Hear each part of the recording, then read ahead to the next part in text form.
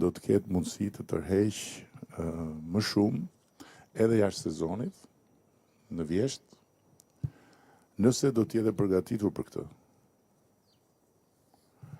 Ne shikojmë këtë edhe në aspektin e interesimit për investime, i cili në këto muaj ka pasur një rritje dhe besoj që duhet ta shfrytëzojmë këtë situatë.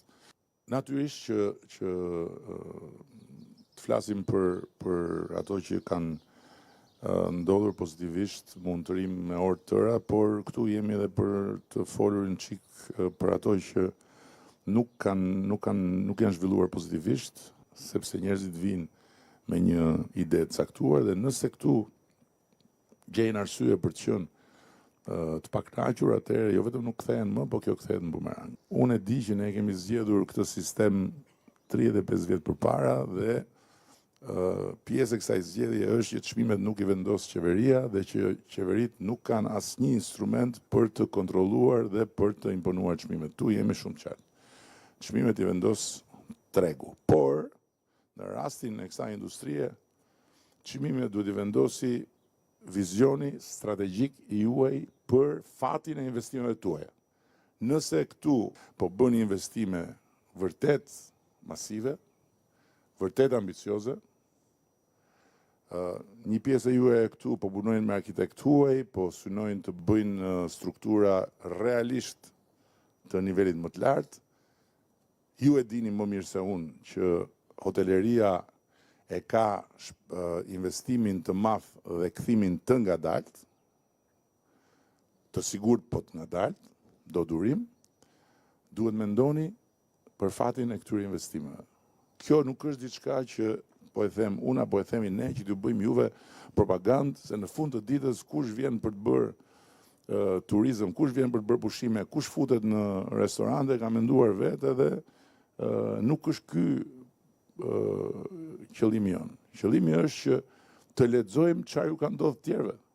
Nuk është diçka që po e parashikojmë në hava. Ju ka ndodhur vendeve të tjera.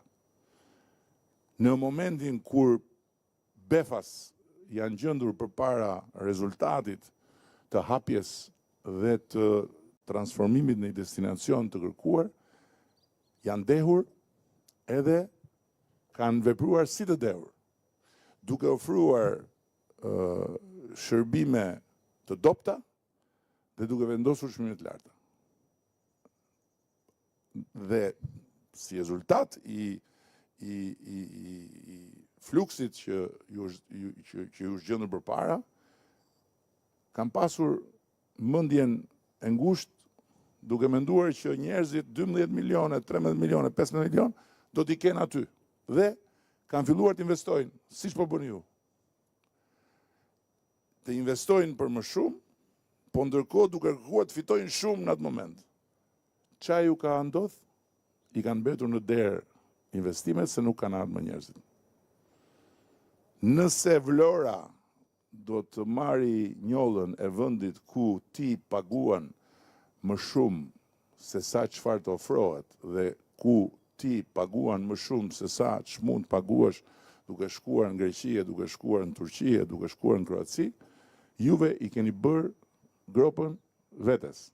Po flas për gropën e investimeve. Është kaq e thjeshtë.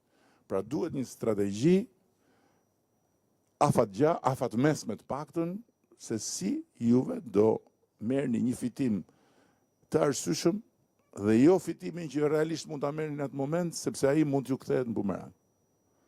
Kaq e thjeshtë është kjo, juve e dini vetë, bëni si të doni, sepse thash, qeveria nuk vendos çmimet, po unë po flas me disa të vërteta si dikush që e dua këtë qytet. E dua këtë qytet sa që duan të gjithë ata nga ju që nuk ndërtojnë paleje dhe dua që çfarë kemi mbjell ta korrim dhe jo ta korrim në një stin, po ta korrim për gjenerata.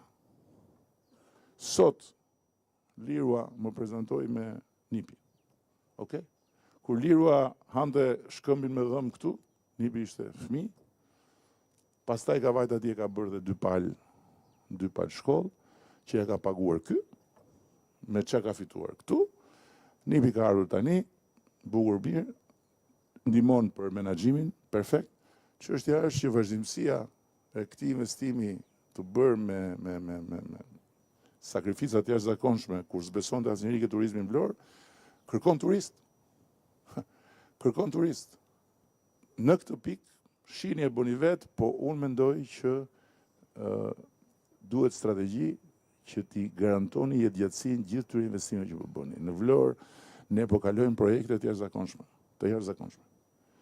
Pyetja është sa do jenë në gjendje ato projekte të sjellin njerëz edhe për të banuar dhe për të jetuar në Vlorë. Këtu kanë filluar të blejnë. Po Vlora ka të gjitha mundësitë të bëhet një vend si vendet, si ato qytetet në Portugali, në Spanjë, në Turqi, ku të vinë të jetojnë edhe plot të huaj. Është plotësisht e mundur. Shqipëria në këtë kontekstin e madh evropian, me këto gjithë këto histori, me këtë gjithë këto turbullira, është një vend ku jetohet me siguri, në kuptimin që dje isha në dërmi me disa miq, jo me Ivankën, kuptohet, se bën sikur vjen në Vlorë çdo 2 muaj, do vije çdo 2 muaj në Vlorë, por nuk jemi akoma në atë fazë. Dhe po më thoshin eksaktësisht këtë. Vinin nga Londra. Nuk e mendonim kur që ishin qenë në Tiranë disa ditë, vinin nga Londra, nuk e mendonim kur që mund të dilje në kryeqytetin e Shqipërisë natën edhe të ndjeje një siguri të plotë, sepse s'kishte asnjë ndjesi frike. Në Londër s'del dot. Natën. Fjalët e tyre, jo fjalët e mia. Tjetra që dua të them është aty ku turizmi është zhvilluar dhe ka filluar si ne ose edhe pak më përpara se ne, më përpara sa që kemi qenë ne, japin para shtetet.